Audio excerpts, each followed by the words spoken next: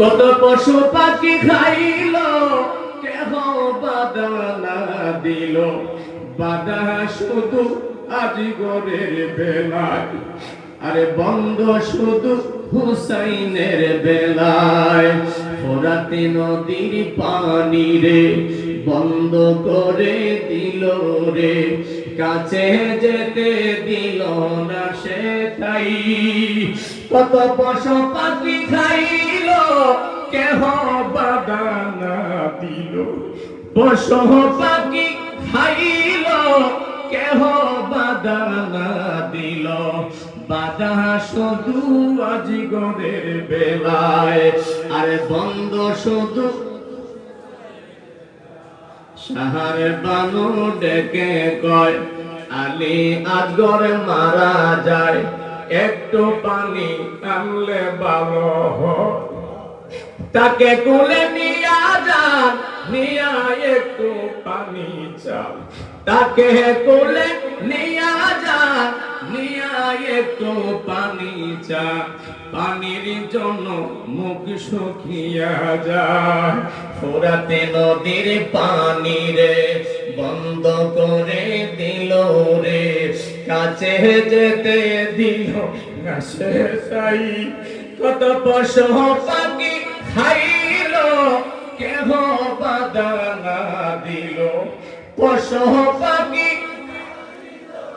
কেহ বাধা না দিল, বাধা শুধু আজগরের বেলায়, আরে বন্ধ শুধু।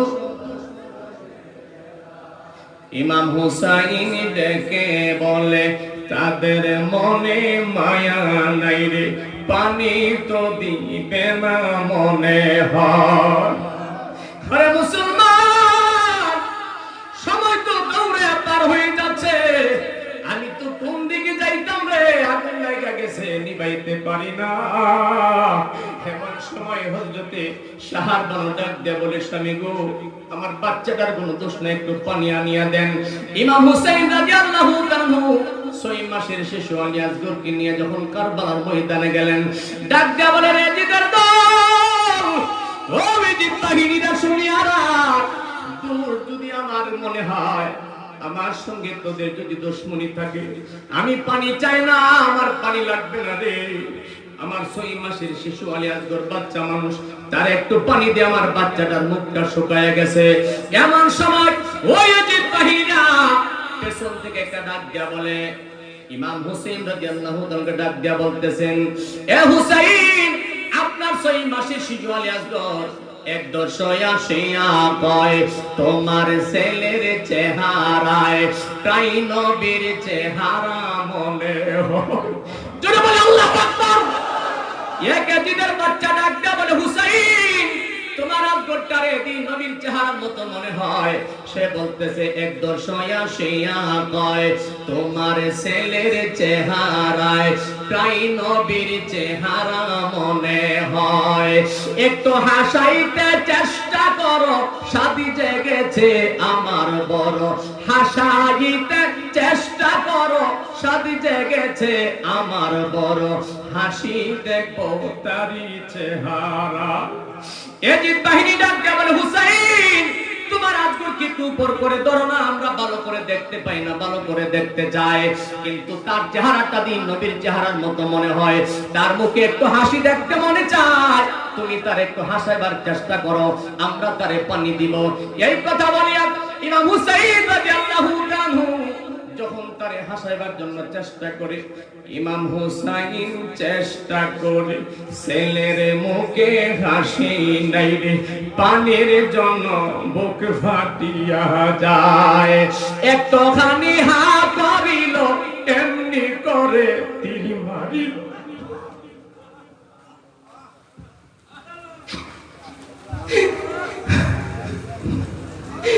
একটুখানি হা করিল, এমনি করে তীর মারিল, তীর বিদিল আজগরের গলা।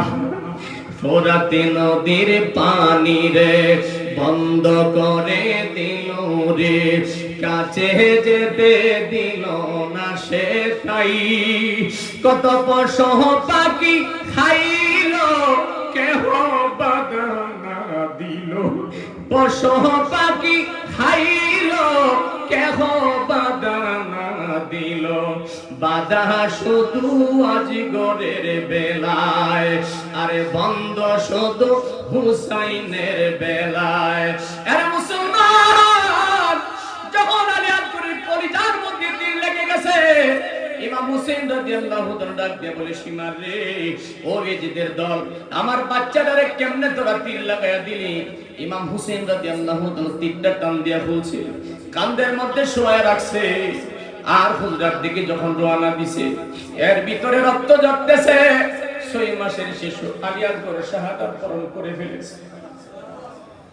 হুজরার দিকে যায়, আর শহর বানু রাস্তার দিকে তাকায় রইছে, আমার আজগরে বুঝি পানি খাওয়াই আনতেছে। মোটামুটি কাছাকাছি জায়গা তাকায় দেখে কাদের মধ্যে শুয়ে আছে। শহর বানু কয়, আমার জাদু বুঝি পানি খাইছে, এই জন্য বুঝি ঘুমায় গেছে। চোখের পানি ছাড়িয়া আমার নবীর আহলে বাইতের মহব্বতে 2 ফোঁটা চোখের পানি নজরানা দেওয়ার চেষ্টা করেন। মা ফাতেমা রাদিয়াল্লাহু তাআলা বলেছেন, আমার হাসান হুসাইনের মহব্বতে 1 ফোঁটা চোখের পানি যে দুনিয়ার জমিনে জড়াইবে, তারে থয়া আমি ফাতেমা জান্নাতে যাইতাম না। জোরে বলে আল্লাহু আকবার। আমার বাবাজি শহর বানু বাসে আমার জাদু বুঝি ঘুমাইছে। কাছাকাছি যাওয়ার পরে দৌড়ে সামনে এসে কই, স্বামী, আমার আজগর বুঝি পানি খাইছি। ইমাম হুসাইন ডাক দিয়ে বলে, বিবি রে, আমি তারে এমন পানি খাওয়াইছি,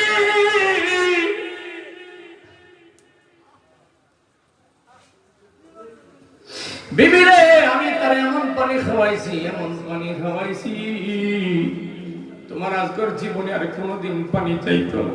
কই, স্বামী কি বলেন? কই, তাকায়া দেখো, দেখে রক্তে জামা লাল হয়ে আছে।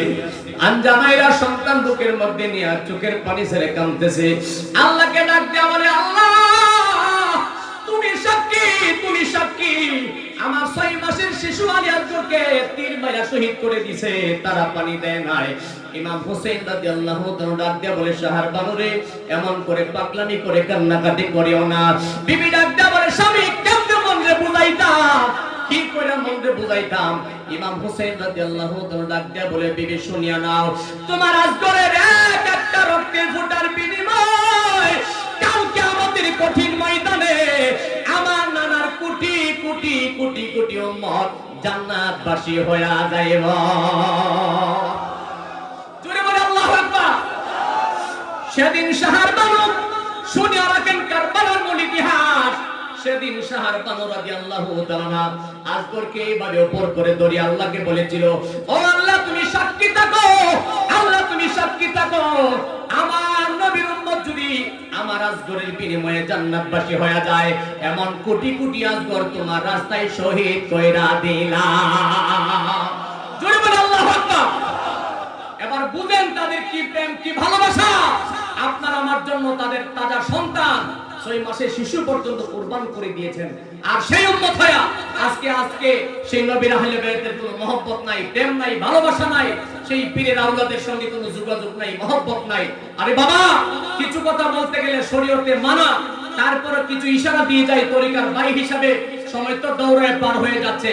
আপন মুর্শিদের চেহারার দিকে তাকিয়ে থাকা, আপন মুর্শিদের চেহারার দিকে তাকিয়ে থাকা।